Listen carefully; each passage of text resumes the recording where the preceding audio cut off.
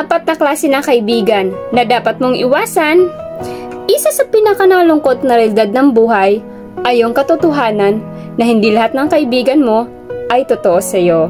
Dahil alam nyo, bilang lang sa daliri natin yung masasabi nating true friends, lalo na sa panahon natin ngayon.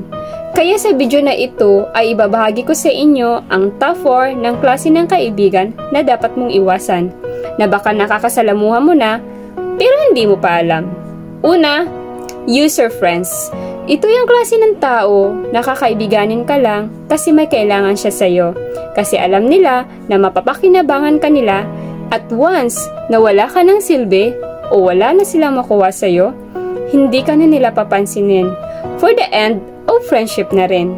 At pangalawa, fake friends. Ito yung namang klase na tao na kunwari mabait sa'yo, pero sinisiraan ka pag nakatalikod ka.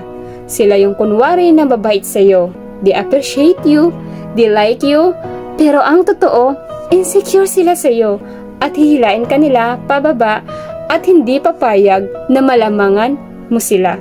Marami niyan, nagkalat yan kung saan-saan.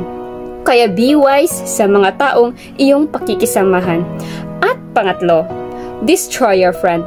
Ito yung tao na kinakaibigan ka kasi gusto nila malaman kung paano ka sisirain.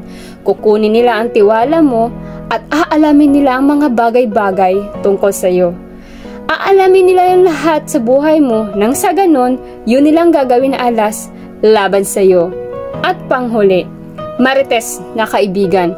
Ito naman yung mga tao na kunwari concern sa iyo, pero gusto lang makichismis. Gusto lang nila at bitter sila sa latest chika ng buhay mo, para may mapag-usapan at gawin kang topic sa iba niyong friends na marites din. Pero kahit na ganyan, huwag ka pa rin mapagod ang maging totoo at mahalin ang mga taong nakapaligid sa iyo. Pero huwag basta-basta magtiwala, lalo na sa mga bago mo palang nakilala. At hanggat maari, huwag kang maging tulad nila ha, dahil lamang pa rin ang totoo at wala kang ibang inaapakan na tao.